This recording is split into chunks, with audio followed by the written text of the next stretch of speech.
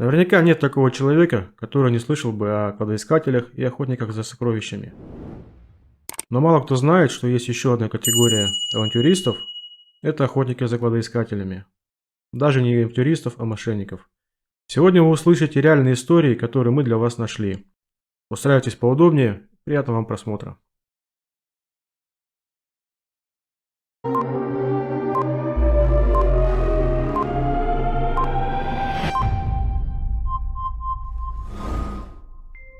Рассказы и легенды о неисчислимых кладах, запрятанных в труднодоступных местах Земли и ждущих своих открывателей, всегда будоражили умы людей. Причем не только жадных до наживы, но и вполне уравновешенных. Видно таковы особенности характера людей. История знает массу случаев, когда в поисках кладов, в большинстве случаев мифических, кладоискатели полностью разорялись, а иногда даже погибали. Эту безумную страсть людей необычайно ловко использовали для своего обогащения различные аферисты, в сети которых часто попадались простые доверчивые люди. В соответствии с газетными публикациями, в России всплеск таких афер имел место в период с 1905 по 1912 год, то есть перед столетним юбилеем Отечественной войны. Очевидно, этому способствовали рассказы о брошенных французами при отступлении из Москвы драгоценных трофеев. Нужно отметить, что аферы с кладами, которые мы для вас нашли, непосредственного отношения к событиям 1812 года не имеют, но вместе с тем они достаточно необычны и занимательны.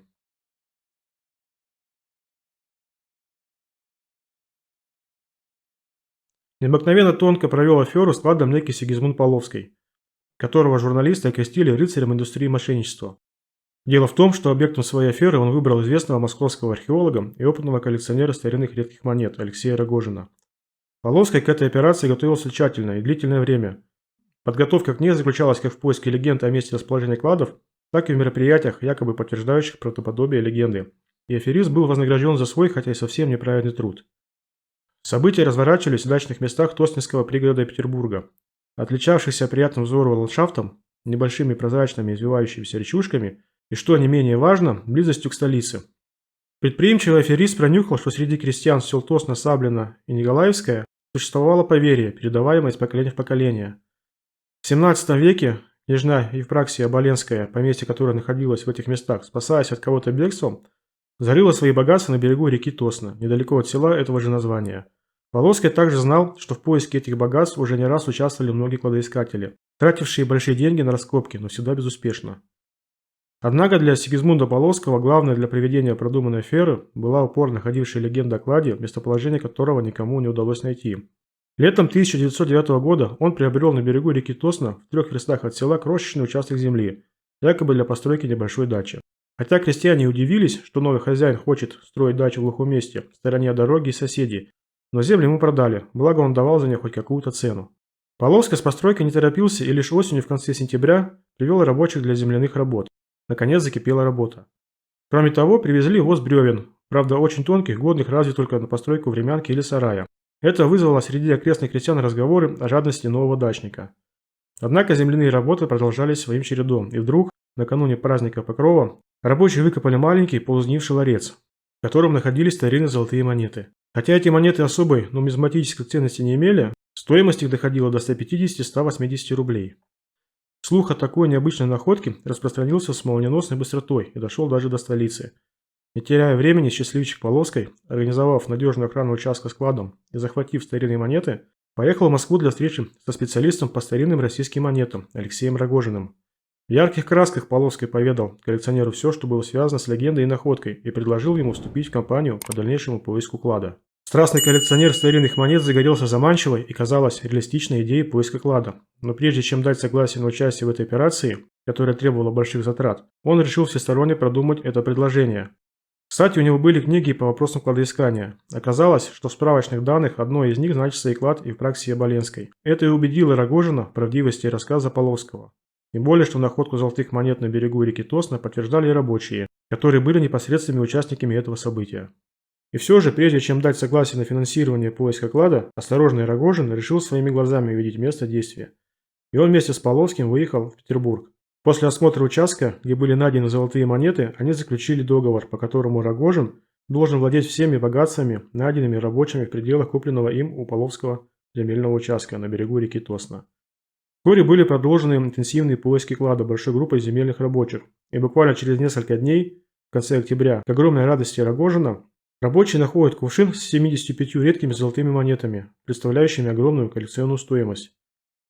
Рогожин трясущимися руками забирает монеты, а Половскому платит имевшиеся у него в наличии 12 тысяч рублей, что сотни раз больше покупной стоимости земли дачного участка. Кроме того, он обязался впоследствии после каждой находки платить еще по 13 тысяч рублей. Далее события разворачивались следующим образом. Половский неожиданно получил телеграмму о болезни своей тетушки и на несколько дней выехал в Варшаву. Рогожин же, продолжая следить за работами, не приводящими к новым находкам, с нетерпением ждал Половского. Последний не приехал не только в назначенный срок, но и через неделю и через месяц. Тогда Рогожин принял решение поехать ненадолго в Москву, чтобы провести экспертизу золотых монет у специалистов, хотя он и сам считался авторитетом среди нумизматов. К своему горю и суду он узнает, что монеты необыкновенно искусно были изготовлены из меди и не стоили даже 10 рублей. Он также выяснил, что Половский является известным аферистом, который на своем веку талантливо надул уже ни одного человека на почву кладоискания. А 10 лет назад он даже был под судом за продажу медных опилок под видом золота. Незадачливому коллекционеру оставалось только утешить себя тем, что на руках у него было не более 12 тысяч рублей, а то бы он потерял и все остальное.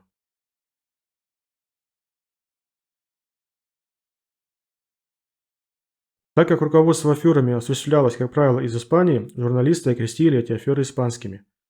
Они имели широкий спектр оттенков как по масштабам операций, так и по сложности планов их реализации. Но все они имели в своей основе много общего. Во-первых, это были однотипные аферные предложения. По получению чуть ли не золотых гор стоит только внести небольшой пай в операцию по приобретению кладов, находящихся в Испании.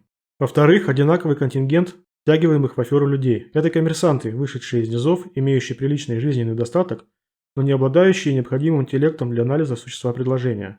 Подробное изучение и описание только испанских афер потребовало бы ни одного пухлого тома детективных историй. Две из таких историй в сжатом виде вы сейчас услышите. Начиная с сентября 1910 года обыватели Петербурга, в основном купеческого сословия, стали довольно часто получать в почтовых конвертах извещения, написанные по-русски изысканным литературным языком. По почтовым штемпелям, стоявшим на конверте, можно было установить, что письма посылались из старинного испанского города Порто Барселоны, расположенного на берегу Средиземного моря. В этих письмах адресаты извещались о том, что у них есть реальная возможность заработать 1/3 капитала в 850 тысяч рублей. Стоит только внести сравнительно небольшой аванс. При этом неизвестный испанский адресат писал: «Я в настоящее время сижу в тюрьме, так как не могу уплатить причитающиеся с меня пени за различные издержки по ведению дела, составляющие около 4000 рублей. Пока я не уплачу эти деньги, мне не выдадут моего имущества. В одном из моих чемоданов находится ключ от другого моего чемодана, в котором хранится все то состояние, заключающееся в ценных бумагах и наличных деньгах, всего на сумму 850 тысяч рублей». Далее сообщалось, что если адресат согласится выручить заключенного в испанской тюрьме, то ему следует прислать телеграмму, текст которой был приложен на листе бумаги с адресом в Барселоне. В письме также была просьба не показывать никому его содержание, а в случае посылки телеграммы гарантировалось последующее ознакомление со всеми деталями дела. Письмо, очевидно, из осторожности не было подписано. На первый взгляд, предложение, исходящее от реального барселонского адресата, выглядело вполне правдоподобным и естественно заманчивым.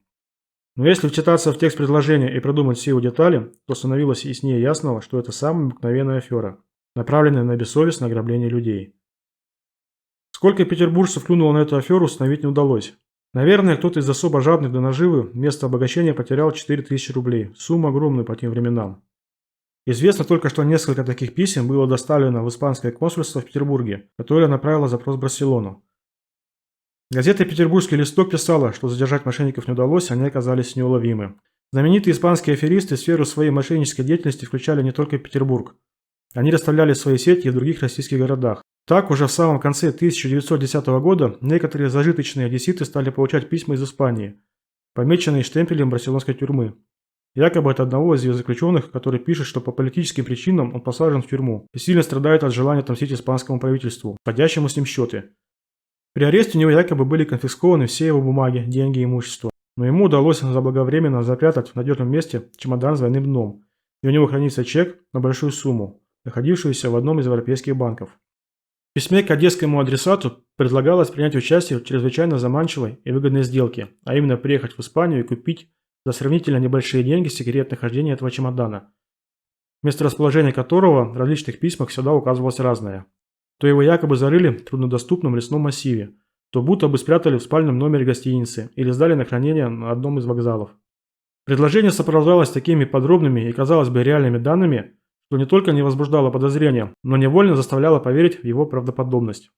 Так, в случае согласия на такую операцию одесскому господину обеспечивалось свидание с заключенным в тюрьме, где последний обязывался предъявить документы, указать адреса солидных свидетелей, берущих на себя все гарантии по этому делу.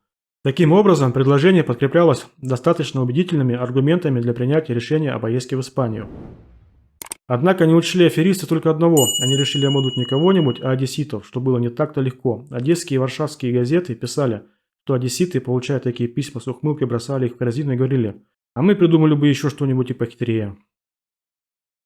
В других городах находились умники, которые заглатывали приманку с крючком.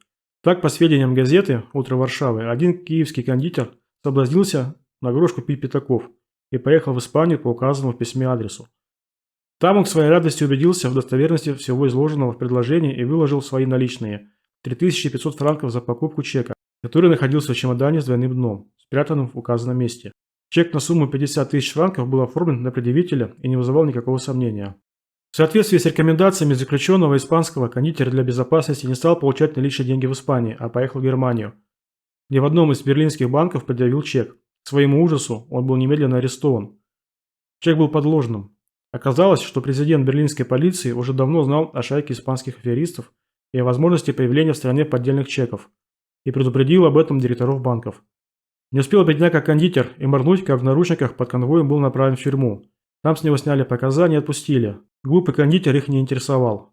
Перепуганному киевлянину после этого было не до поиска своих обидчиков. Он схватил шапку в охапку и срочно выехал из Германии в свой родной Киев, где его ждал скромный, но надежный достаток и спокойная жизнь.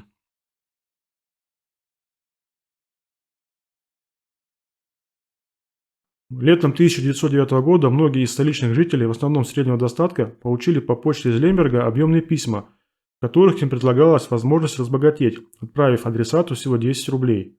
Это заманчивое предложение подробно и всесторонне обосновывалось автором письма, который называл себя дезертиром Степаном Борисовым. Он писал, что 5 лет тому назад, живя в Кишиневе, должен был быть призван в армию. Так как ни знакомых, ни родных у него не было, то избежать призыва не удалось, и он был забрит в армию. А после принятия присяги отправлен в Тирасполь, где его зачислили в Драгунский полк.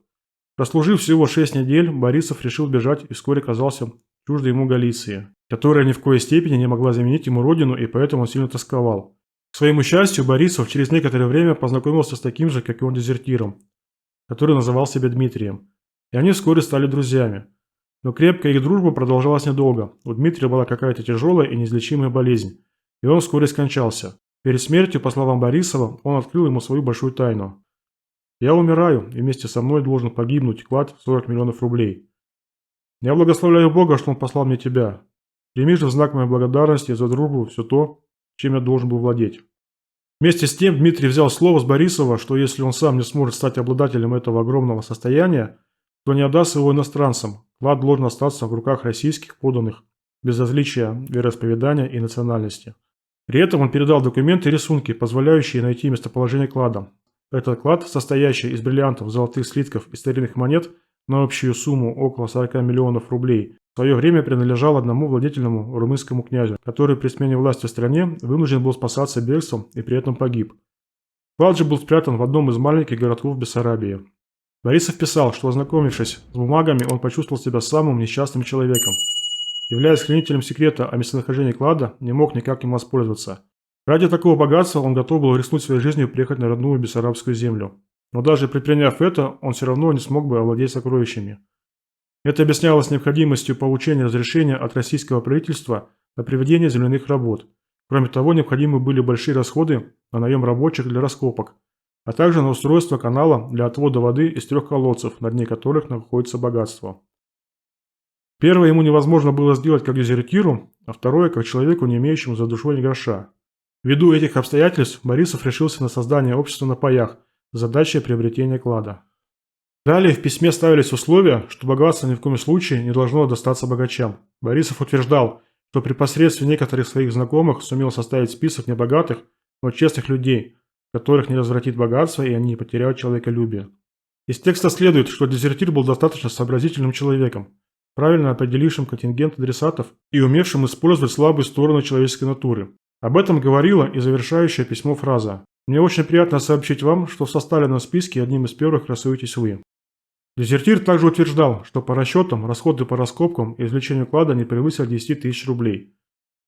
Эту сумму Борисов рассчитывал собрать из членов сообщества, состоящего из 1000 человек.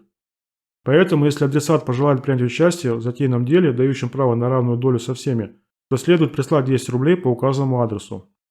Трудно даже себе представить, сколько простаков подалось на эту ловко закинутую дезертиром Степаном Борисом удочку. Можно с большой уверенностью предположить, что деньги ему послали многие, так как в те времена для гражданина среднего достатка потеря 10 рублей ни в коей мере не нарушала бюджетного баланса семьи. С другой стороны, вечно соблазнительные «а вдруг, а если» делали свое дело, причем в пользу мошенника. Поэтому Борисов мог без большого напряжения сил пожинать плоды своего труда.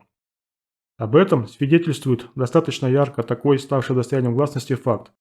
Один из горожан Петербурга, проживавших в доме номер 22 на Забайкальском проспекте, получив письмо с приведенным выше предложением, решил навести справки о Борисове у своего знакомого, проживающего в Лемберге. В ответном письме этот знакомый сообщил, что запрашиваемый Степан Гаврилович Борисов появился в Лемберге всего 2 месяца назад. Он не имеет никаких занятий, но живет на широкую ногу. При этом обращает на себя внимание тем, что он получает массами денежные переводы со всех концов России и Румынии. Он совсем и не дезертир, а мещанин из уездного города Аргеева, расположенного в 40 верстах от Кишинева. И ему 50 лет от роду. Последнее подтверждает, что Борисов никак не мог призваться в армию 5 лет назад, чересчур стар. Следовательно, никакой он не дезертир, а крупный хитрый мошенник. Напечатанный летом 1909 года в газете «Петербургский листок» рассказ о дезертире Степане Борисове должен был предостеречь жителей столицы от козней мошенника. Но жизненный опыт показывает, что никакие резонные доводы и уговоры не действуют на людей, стремящихся получить даровые деньги. Они продолжают совершать глупости, выбрасывая на ветер трудовые сбережения. Мошенникам же, как говорится, не нужно даже нагибаться за деньгами, они сами идут к ним в руки. Ну что ж, дорогие друзья, вот и подошел к концу второй выпуск рубрики «Аферы века». Надеюсь, вам понравилось. По традиции, кому понравилось и было интересно, ставим лайк. Кому не понравилось, дизлайк. Выражаем свое мнение, пишем комментарии, подписываемся на канал, нажимаем на колокольчик. И всем пока, до новых встреч!